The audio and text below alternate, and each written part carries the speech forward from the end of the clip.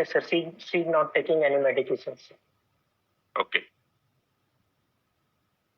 The summary. She the 62-year lady present with insidious onset progressive jaundice since 1 month that associated with high color urine, clay color stool, pruritus with history of the weight loss and loss of appetite without comorbidity. So, and my provisional diagnosis is the most likely obstructive jaundice. Sir. Okay. So loss of weight, how will you, you can say, how will you quantify? Will you quantify or just loss of weight?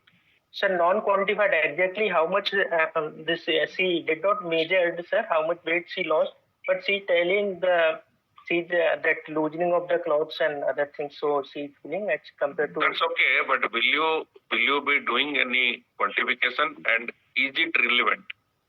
Yes, sir. It is relevant. If there is the approx 10% weight loss over the last 6 months, that it called the significant weight loss.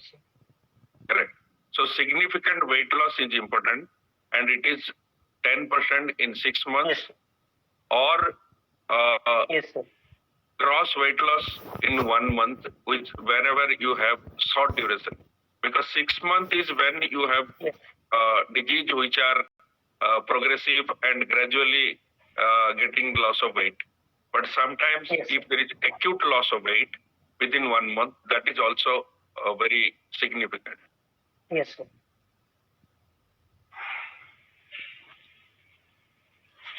So, somebody wrote unintentional weight loss, very correct, because yes, sometimes you diet and lose weight, but this is unintentional weight loss. Dr. Devraj, yes, just sir. go to your negative histories and try to tell us what are you trying to rule out or understand with these things. Sir, first is the history of the weight loss and loss of appetite. No, go to the negative So history. Negative history. Yeah, sorry. Yeah, sir. For the no history of the prodromal symptom, I'm trying to the rule out because hepatitis. Hepatitis usually have the person having the jaundice along with the prodromal symptoms, and history of the blood transfusion. If the patient having the jaundice with history of the multiple blood transfusion, then maybe patient having the hemoglobinopathy or hemolytic anemia. And there is a fullness in the upper abdominal after the taking meals. No, past blood transfusion. Yeah. Yes. Is it necessarily hemolytic anemia? Not hemolytic, not only hemolytic anemia, sir. Other causes also because of anemia. More importantly, hepatitis B and C. Right? Yes, sir. Yes, sir. Okay. What else? Yeah. And that upper abdominal fullness after the taking meat, if the patient having the feature of the gastric outlet obstruction, sir. And how is it relevant here? Sir, in case of the obstructive jaundice, there is a because other malignancy like they having the feature of gastric outlet obstruction, they maybe have the large node at the. All right. What about upper GI bleed? Yeah, sir, upper GI bleeding, if the patient having the hepatitis along with the history of the cirrhosis that associated, then maybe the thing. No, in a case of obstructive jaundice, a patient has melena. What does it signify? Yeah. Sir, it may be obstructive jaundice, some case of the periampullary CA, sir. Periampullary CA, they may be having the along with the melena, sir. Okay, because good. Of the. Good. In such a situation, have you mentioned, I probably missed, whether the jaundice is fluctuating or not, or is it? Sir, I missed. I mentioned that it's a progressive jaundice, sir. Okay. Yeah. Non-fluctuating. No, yes, sir. Yes, see, progressive jaundice is different. Yeah. You have to exactly tell what type of jaundice. Painless progressive jaundice, number one. Yes. Number two, with waxing and waning. Yes, sir. Or it is intermittent jaundice. What is the difference between intermittent jaundice and waxing and waning jaundice? What is the difference? In the intermittent jaundice, sir, usually in case of the CBD stone and small CBD stone, it may be passed, then it is the intermittent jaundice. And this waxing and waning jaundice in case of the periampullary CA, especially papillary variant, that papilla had been the necrose. So there is the patient will get it some relief in the jaundice. You told the causes, but what is how will you know what is the baseline? The baseline is that in intermittent jaundice it will come to the normal. Yes, sir. In waxing and waning, it will not come to normal. Yes, sir. It will be decreasing and then increasing. Yes, sir. So you have to tell intermittent jaundice and waxing and waning jaundice and type of jaundice, because these are the things by which you exclude and come to the out of a differential diagnosis, come to your proper diagnosis. Yes, sir. Yes, sir. Okay, what were you thinking about when you were talking about fever and chills? Sir, with the patient with the jaundice having the fever and chills, there may be history of the cholangitis, sir. Okay. All right, go ahead. The next slide. Yeah. Your next slide, please. Yeah. Okay, when you are talking about the family history, why are you restricting yourself to colon, endometrium, breast, and ovary cancer? Yes. If you had mentioned no history of cancer, I could have understood, but you are specifying the kind of cancers. So he might be having something in mind to ask. Sir, me. I'm specific. Yes, sir. Yes, sir. Yes, sir. Yes, So sir. what are you thinking about? Sir, HNPCC syndrome and this breast and ovary, the BRCA2, sir, they may be associated with the cholangiocarcinoma, sir. Okay. Okay, good. All right. Go ahead. Okay, sir. And examination, sir. So at the general history, examination, your patient summary is of the history. cooperative and well-oriented to time. No, don't go to examination. First you stay at the summary, then give your differential diagnosis, then move to general examination. Because only history you can give a final statement, and then you can have from the history what I think.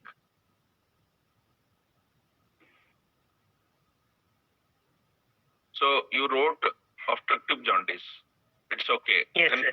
Yes, how sir. will you, whatever history you got, what you are thinking, what you will lead? Because unless you think, when you do the examination, you will not see those things. Yes, sir. Yes, sir. Yes, sir. Sir, I'm thinking the obstructive jaundice, that is the painless progressive obstructive jaundice, sir, that associated with the weight loss and loss of appetite. So I'm thinking about the obstructive obstructive jaundice with. You can have the differential diagnosis with the history also. Don't worry. Yes. Okay, sir. Yeah, so sir, I'm thinking the obstructive jaundice with most likely with the malignant etiology, sir. So you are thinking it is not benign, it is malignant because of these things. And Yes, in sir, malignant, what is your thought process? Sir, because since this is the painless progressive jaundice, sir, I'm thinking about the cholangiocarcinoma because in the painless progressive. What is the duration of 1 month, sir. 1 month. So you have to tell it is a with short history. Yes, sir, with short history. So that is why I am thinking of cholangio. Because yes, immediately, if you are thinking of cholangio, what are your differential diagnoses? Sir, other differential only cholangio from the history, then you need not examine. You send directly to investigation. So what are the other differential diagnosis from the history which can be? Because sir, because since it's the painless progressive jaundice with short duration and weight loss and appetite, so first the first DD is the obstructive jaundice due to cholangiocarcinoma. But if patient having the pain along with the same progressive jaundice with pain, and pain also in the right upper quadrant, then maybe I'm thinking about the gallbladder CA, but pain in the epigastric region and with feature of the other anorexia and weight loss, then maybe possibility of the pancreatic head CA, sir. If that this thing, progression of the jaundice is the waxing beaming, then I am suspecting the periampullary CA. So these are the 4 differential diagnoses you are putting. Yes, sir. Cholangiocarcinoma, then CAGB with CBD infiltration, Yes, sir. and third is CA head pancreas, Yes, sir. and then fourth is the periampullary. Now, from the history only, Yes, sir. to tell the negative points about the other 3 differential diagnoses, Yes, and sir. then tell that this is, I feel it, this is cholangio. Yes, sir. Yes, sir. Yes, sir. To tell all the negative points about the other 3 differential. Yeah. From Sir, the history only, no yeah. examination, nothing. Yes, sir. Yes, sir. Sir, since this is the painless progressive jaundice, so there is the no pain. First, I will rule out the CAGB with the CBD infiltration and pancreatic head of carcinoma. 2 things because of the pain. And from the course that progressive, continuous progressive, not waxing and beaming tears, then I will rule out the third one is the periampullary. Dr. Devraj, Yes, sir.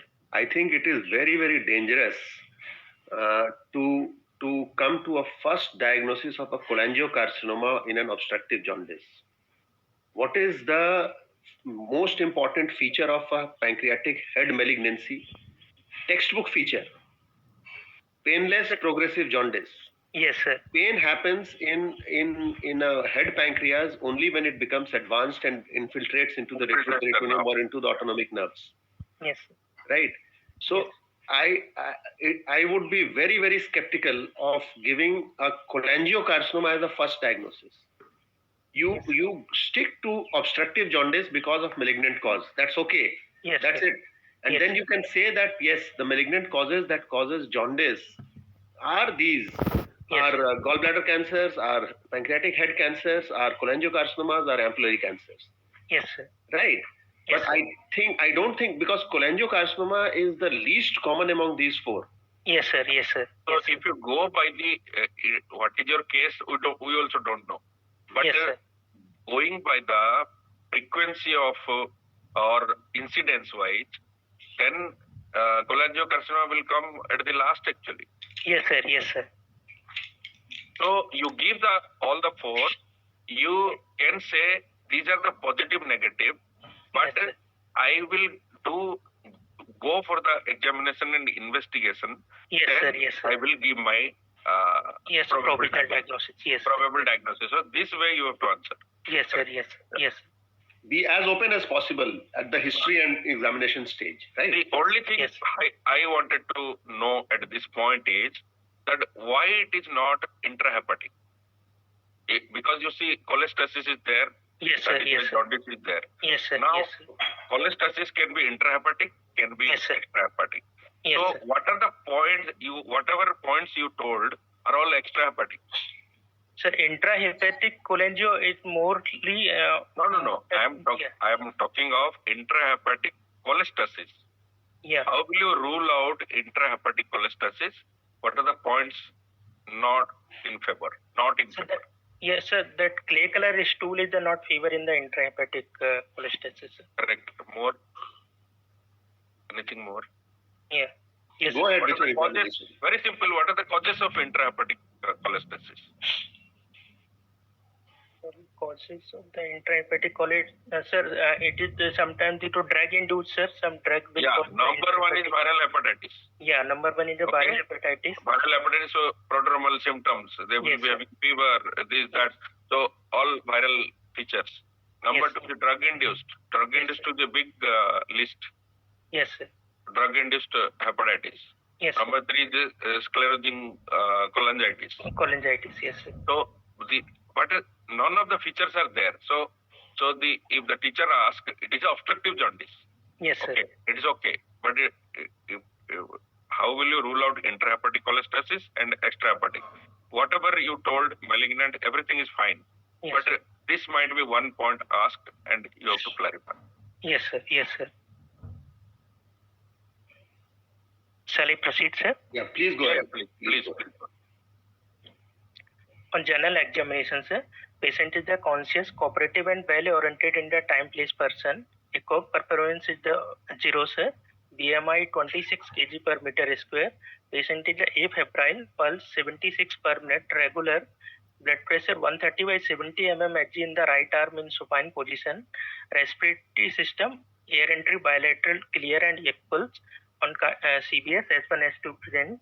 There is no pallor, cyanosis, clubbing, no generalized and left supraclavicular lymphadenopathy, no signs of the liver failure, but skin mark on the scratch mark on the skin are present. Dr. Devraj, Yes, sir. go back. ECOG PS0. Yes, sir. What does it mean? Sir, it means the patient is the fully active, fully physically active, sir. No. What does PS0 mean? Sir, PS0 patient is the physically active and patient having the no symptoms of the disease. Sir. Patient is asymptomatic. Yeah. Yes. Is the patient asymptomatic? No, sir, no. So how do you write PS? See, Yes, please do not make such basic mistakes, right? Yes, sir. Yes, sir. Because otherwise then people will go into ECOG, Karnofsky scale, WHO classification. You will get sidetracked, right? Yes, sir. Yes. Do not make basic mistakes. Yes, sir. If the patient has symptom and the patient is active, it is PS1.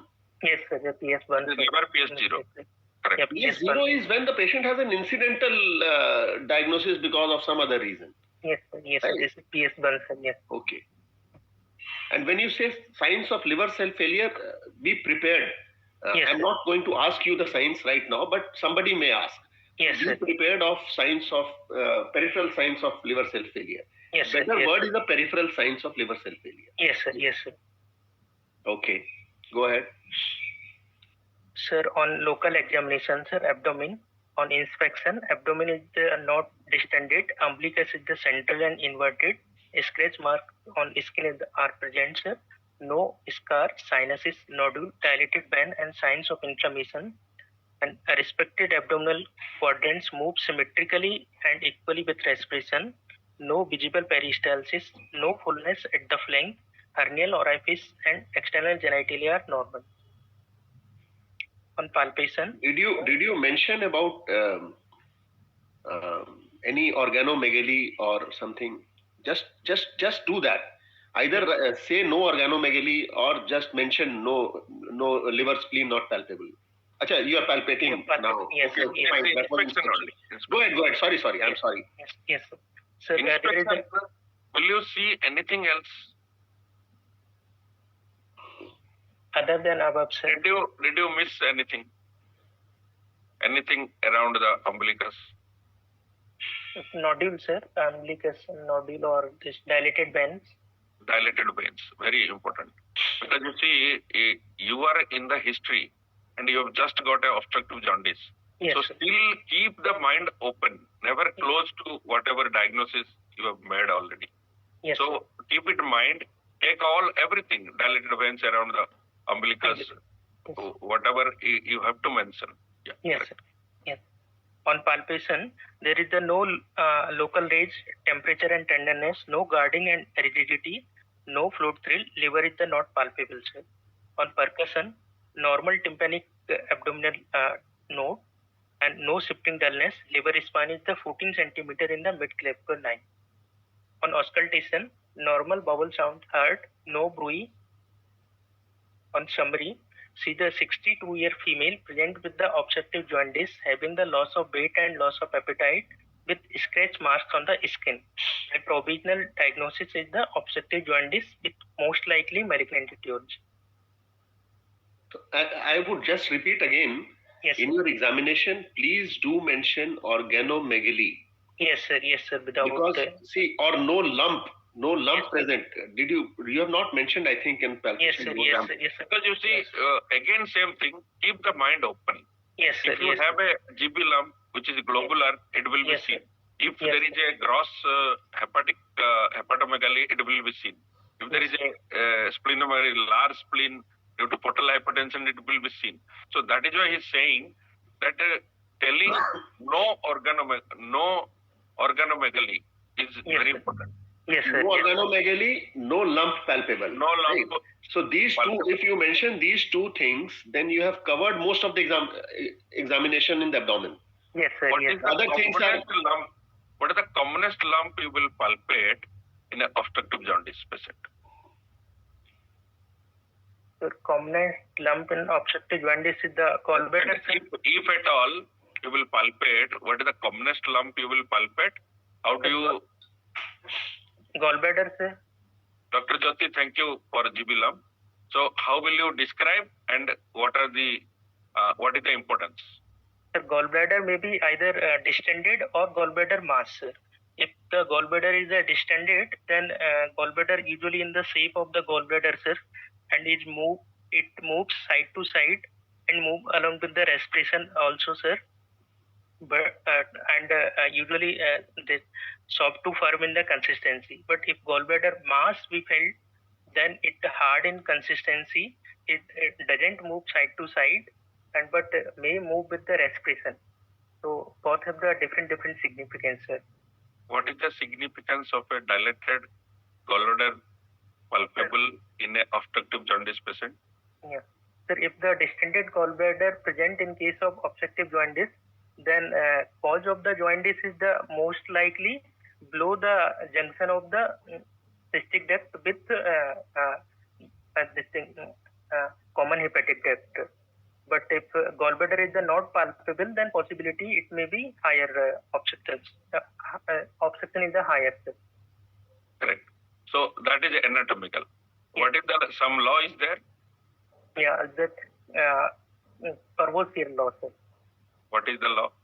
Street law, if gallbladder, if gallbladder palpable in, if patient with the obstructive jaundice, he having the palpable gallbladder is seldomly due to the gallstone, the stone, sir.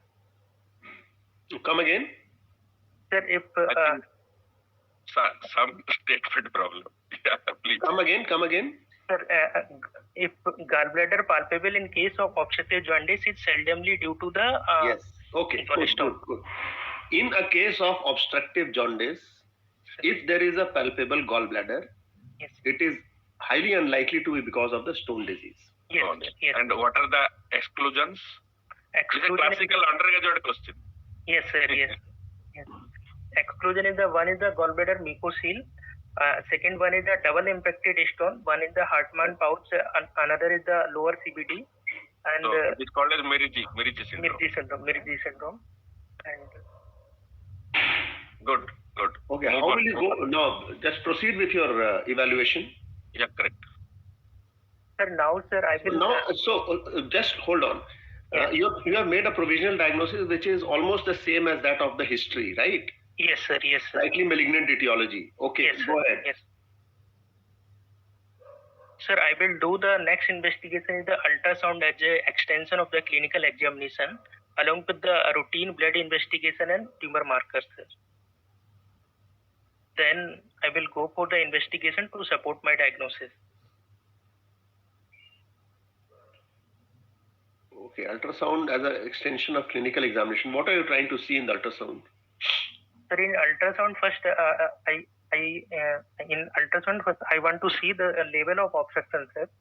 Along with the liver, is there any metastatic deposit, any ascites, sir, and dilated biliary tract. And along with the, if we will, I will give the Doppler, then see the vascularity of vascular relationship. See, don't confuse. When you do an ultrasound, you first tell the organ area, yes, where what you will see, and sequentially you have to see. First, general. When you do ultrasound, first is ascites, if you want to see. Yes. Then come to the liver. Then you want to see the gallbladder. Then you want to see the status of porta and lymph nodes. Yes. Then you want to see any intraperitoneal other deposits anywhere. So yes. You have to move in a sequence. It is not that you pick and choose and go. It has to be systemically, organ-wise. Start from the right hypochondrium till you reach the pelvis, what you want to see. Yes. Do you do the ultrasound yourself, No, sir. or is it just present in your clinic? Because as you write here, as an extension of clinical examination, it seems that it is just present outside your clinic and You are doing yourself. and No, either sir, no, yourself sir. or somebody else is doing it for you, but it is just present outside your clinic. Every patient who walks in can go and get an ultrasound done. Is it so? Not every patient, sir. If we are suspecting, then only we will refer to the radiologist for the ultrasound. So if you have to refer to some place, so I think in such a situation, and I'm not saying that you are wrong in here, but in my view, a better strategy in going for investigation would be to confirm your diagnosis. And we will seldom have a situation wherein we do an ultrasound and we do not need to do any imaging, other cross-sectional imaging investigations, unless we find metastatic disease everywhere. Yes, sir. Yes, sir. Right? Ultrasound has got a number of limitations. Much of the pathology in obstructive jaundice is either biliary or retroperitoneal, and both of which gets impacted by the presence of bowel gas and several other confounding factors. Yes. Okay, so in your place, I would go straight away with a contrast CT. Okay, sir. So, Okay.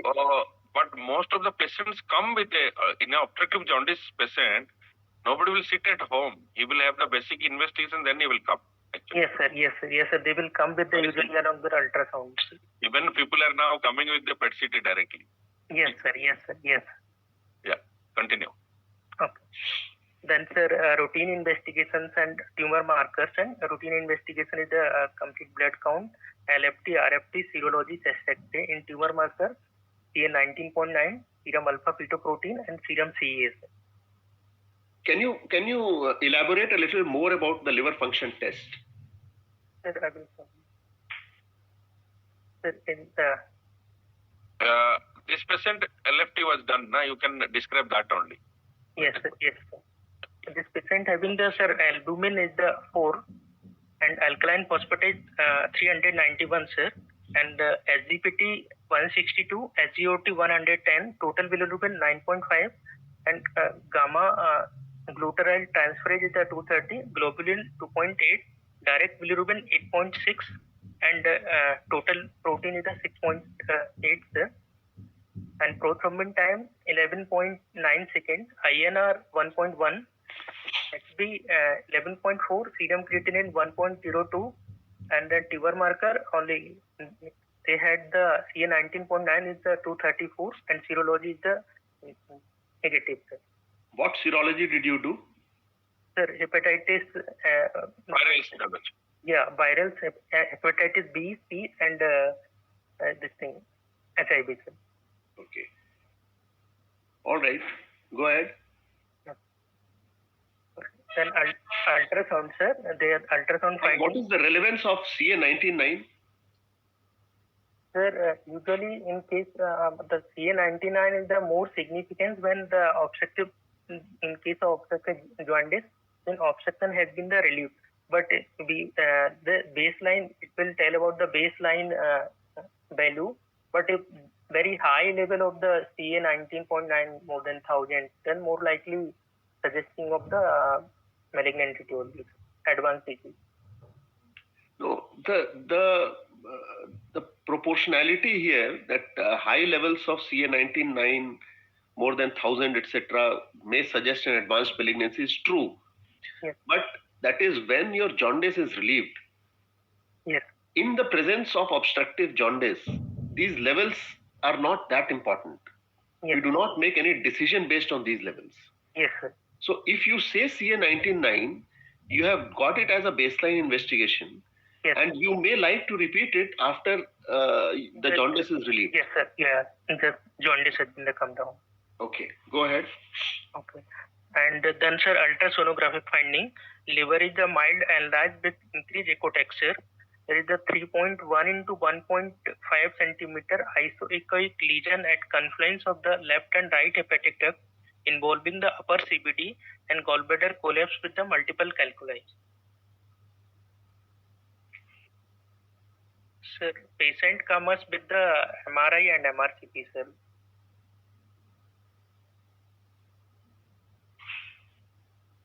Hello. Read the MRI. Sir, this is the sir, dilated biliary tract on the both sided, but more on the left sided. There is the non-visualization of the confluence, sir, and there is a gallbladder not distended, sir, and opacified.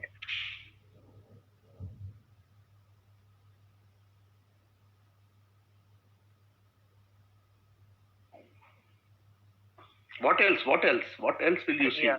Yeah, sir. Here we will see, sir. There is a dilated biliary tract more on the left side as compared to the right side. And you see there is a sir left liver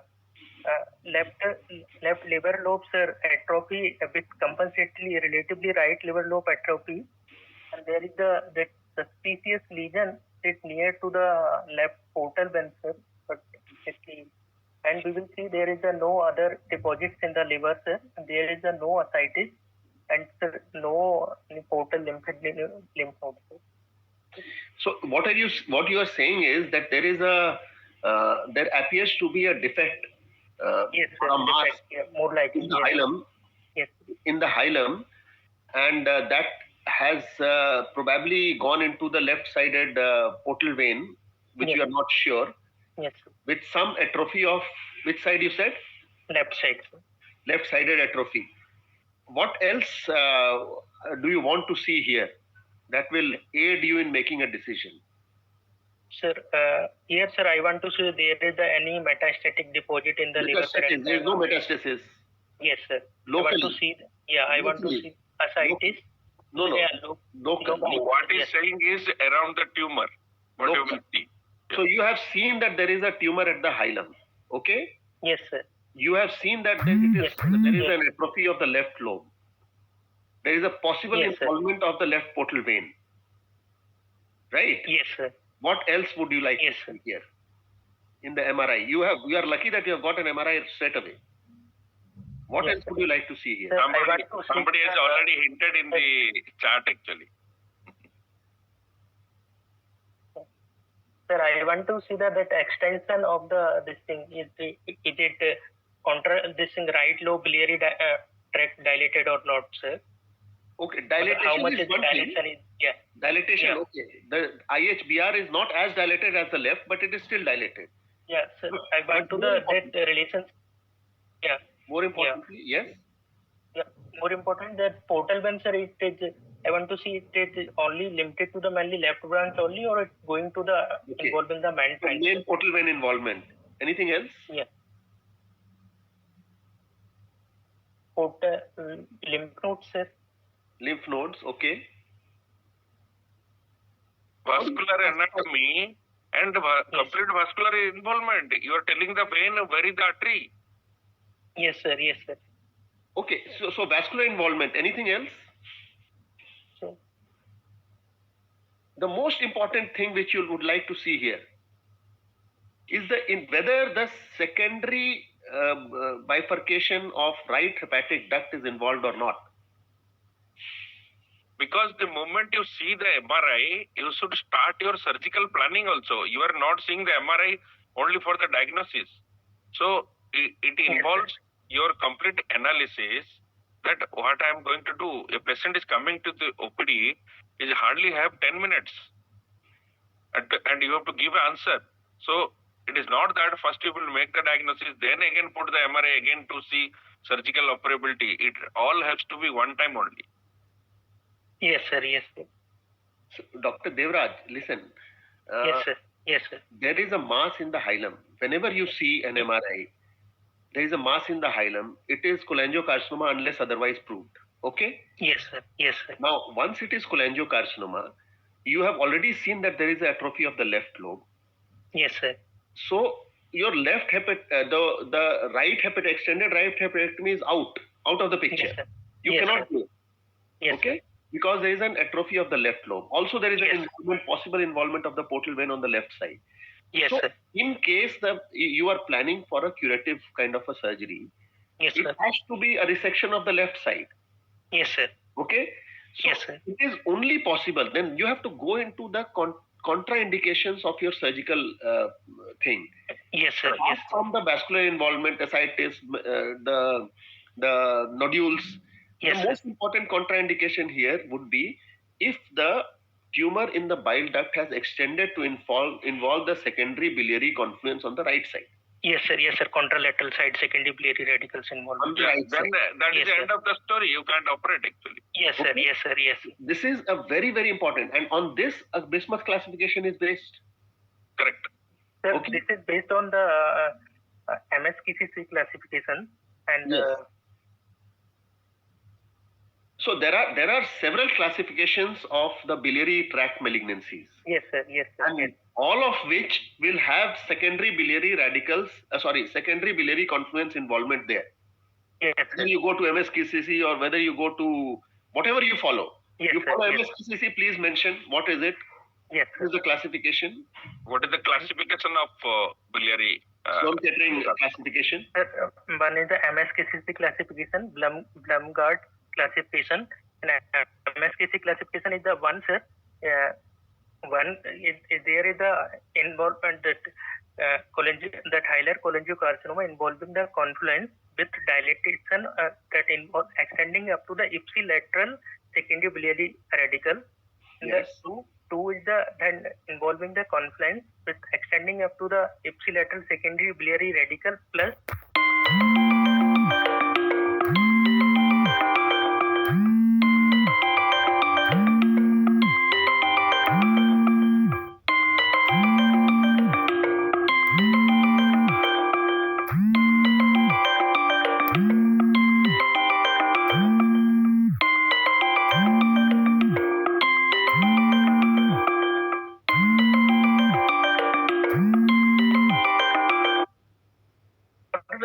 or involving the main trunk of the portal veins.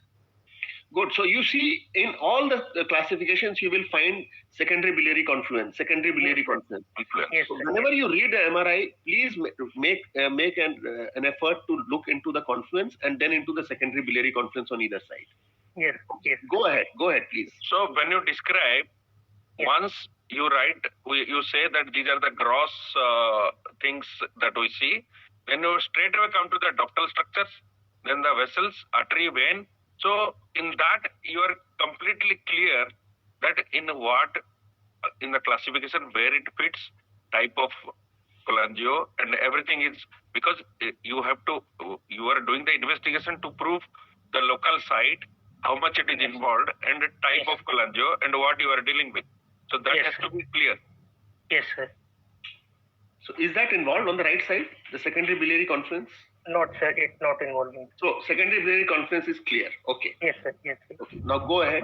So on the basis of the MRC pieces, my diagnosis here is the cholangiocarcinoma stage 3B, sir. But I have to rule out, sir, distant for the staging metastatic workup, sir. I have to do the CT chest also after the rule out this thing. To What is distant it is called? Why you are confusing? You Yes, are sir. doing a CT chest for Yes, what? sir. It is for To staging purpose. Very simple. You have to stage the disease. To rule out the metastasis, sir. That is what is called as staging. So Yes. you have to complete the stage. Either you go Yes. for a CT chest, which is okay, and if you have a facility, you can go for a PET CT. Yes, sir. Yes, sir. Okay, go ahead. You did a CT chest. What does it Yeah. show? Sir, CT test is the normal, sir. Okay. So what next?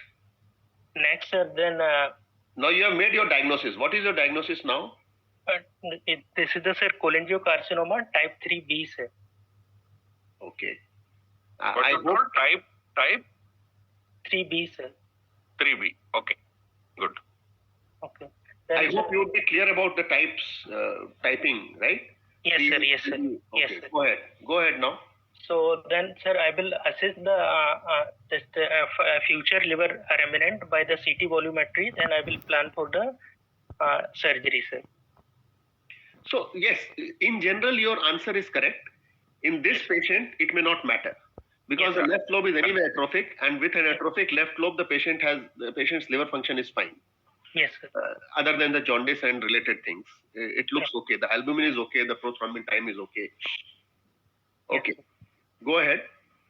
Okay, on the surgery, sir. First, I will do the diagnostic laparoscopy. 1 minute. So the patient is okay for surgery. Surgical planning is first. Yes, The sir. patient is okay for surgery now. Yes, sir. Patient is okay for surgery. What's the bilirubin? Bilirubin 9, and sir, total bilirubin the 9.6 something. 9.6. You'd like to do a liver resection with a bilirubin of 9.6 or 10? 9.6 is just about here. 9.6 is just 10 actually. Sir, this is the upper borderline, sir. Usually in 10 and more than 10, we will first drain So the. 9.6 is dangerous actually. Yes, sir. Yes. By the time the patient comes to the table, the patient may be 12. Yeah. Yes, sir. Yes. Sir. So First, then I will drain this thing. no. So but you said that you will do a staging laparoscopy. Yes, sir. So make up your mind. Don't be indecisive. Yes. Okay, so if you want to do a drainage, then what will your preferred way of drainage and which side you will drain? So that opposite side of the blockage is the preferred drainage one. And what you will do? PTBD. PTBD, sir, first tried with the system.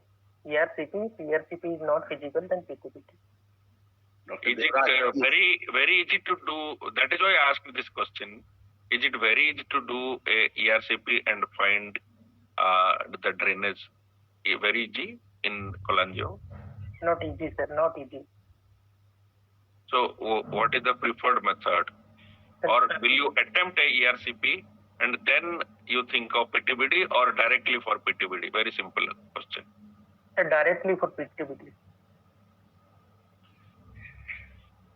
Dr. Devraj. Why did you say ERCP? Sir, ERCP, especially when we are planning for the palliative, then we will prefer that ERCP. Dr. Devraj. Yes, sir. Now, as a rule of thumb, if the disease is at the hilum or above, go directly for PTBD, whether you are doing a palliative thing or you are doing a curative, just a preoperative drainage, go for a PTBD. I understand there are exceptions. Yes. There are exceptional gastroenterologists, very skilled ones, who would be able to do ERCP and stenting even in such situations, but they are extremely rare. So Yes. in an examination, the safest thing to go, and if you persist in doing the ERCPs, the patient may land up in pancreatitis on top of a cholangiocarcinoma, and you have had it. Biliary sepsis is a very fatal thing. So please mention in such situations PTBD. If Yes, you sir. want to internalize, it's fine. You Yes, have sir. to do a palliative thing, you internalize. You have to even do a preoperative stenting, you can internalize it later. Yes, sir. Yes, But sir. start with a PTBD in such a situation. Yes, sir. Yes. The tumor has gone above the hilum. Yes, sir. Okay? So Yes, sir. that is one thing. Second, when you were asked which side you would put, what was your reply? So that opposite side of the obstruction, sir.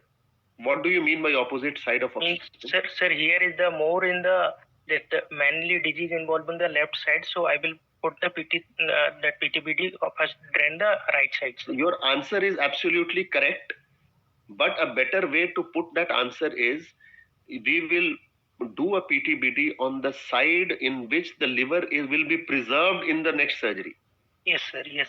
Okay, in a planned surgery. So what are you planning? You are planning a left hepatectomy, possible left hepatectomy later. Yes, sir. Yes, sir. You would put on the right side so Yes, that you are improve the FLR of the right side. Yes, you will have not FLR. No. Your PTBD does not improve the FLR. Yeah, correct. It does not improve the FLR. And to be specific, it has to be on functioning segments of the right side. Because Yes, you see, sometimes you might have a extension, and you might be doing with an extended one. So Yes. in that, you have to put it, even you need to put in 3-4 segments separate if Yes, they are not draining, because you don't know that the image is showing something, and when you do the fluoroscopy, you might find the because the duration between your advice and when the patient goes to the gastroenterologist, gets turned up onto the table, the things might progress. So it is Yes. very important that functioning liver segments will be drained. Yes, sir. Yes.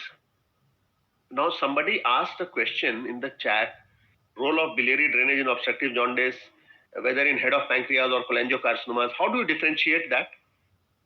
There is a patient with a head of pancreas. There is a patient with a head of pancreas with a bilirubin of 12. Yes, sir. There is another patient with a cholangiocarcinoma with a bilirubin of 12. Yes, Do sir. you treat these patients in a same way as far as the preoperative drainage is concerned? If yes, why? If no, why not? No, sir. In case of the head of pancreas, sir, we will not prefer the prebiliary drainage because of the more but in cholangiocarcinoma we will prefer the more this thing Why? prebiliary drainage because of the cholangiocarcinoma is the at sir higher obstruction at the periampullary or CA head of pancreas is the lower obstruction, so there is a higher possibility of the improvement in the liver function in case of the this thing biliary drainage in the cholangiocarcinoma. And another thing is the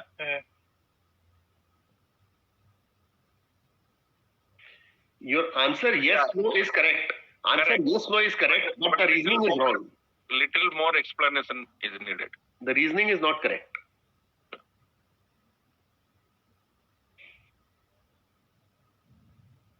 sir. Because you are going to resect liver, man. Yes, sir. Yes, sir. Yes. So Yeah, we are going to the resecting liver, so we have to improve the function of the liver after that remaining liver. Head of pancreas, you are going to take out that, and the liver is normal. You are dealing Yes, with sir. a normal liver. It is Yes, sir, only yes. jaundice because of the obstruction. You relieve the obstruction, the liver will become normal. But in this, Yes. the primary cholangiocarcinoma, primary hepatic ducts are involved, and you are going to resect the liver. So Yes, sir, yes, sir. in these situations are totally different. You have to take more care in a cholangio.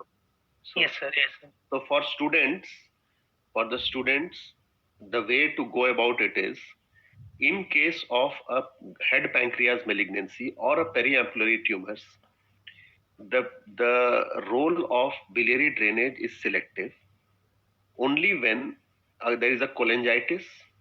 Okay, if there is a coagulopathy which is not correctable by vitamin K.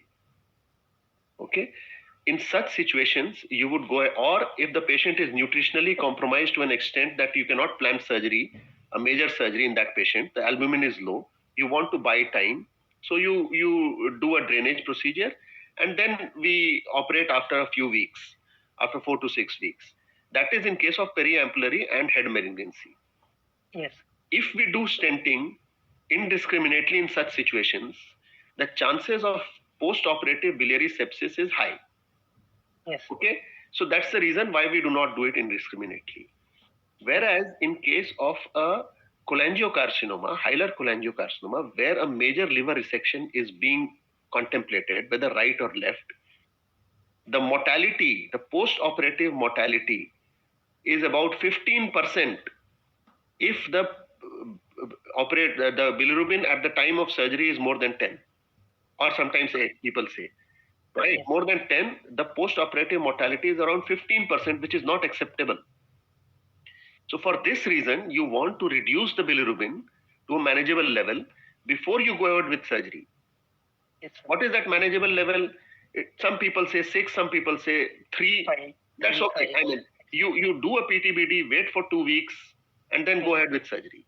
Yes, sir. If the bilirubin has dropped to manageable levels. Yes. Okay? Yes. Right. So any cutoff value of bilirubin in periampullary carcinoma, so Dr. Avinash has asked this question. So this depends from institution to institution. Some people say 20, some people say 25, some people say 16.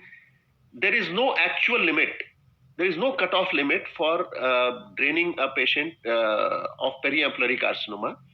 You can go ahead with straight surgery if the patient's general condition and nutritional status, albumin, etc. is fine.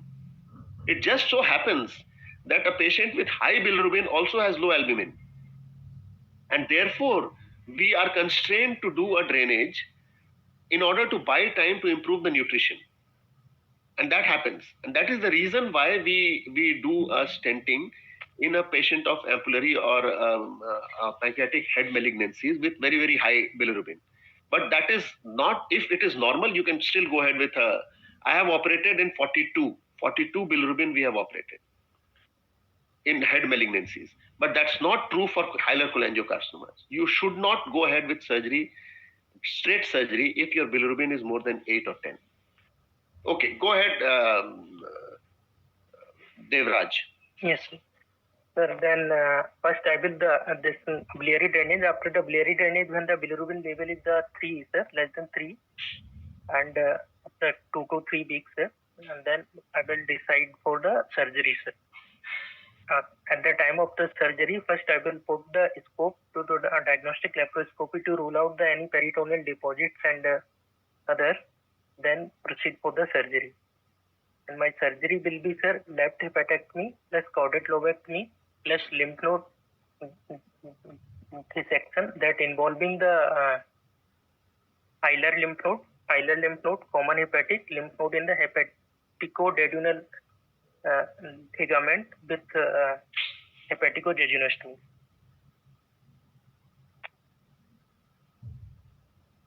Okay, so if this tumor had extended to the right side instead of the left side, if it was diametrically opposite, yes, sir. What would have been your plan? Sir, if right-sided, then plan is at right lobectomy plus caudate lobectomy, or sometimes maybe trisegmenectomy. Right lobectomy would suffice. Right lobectomy plus caudate lobectomy. Sir, trisegmenectomy.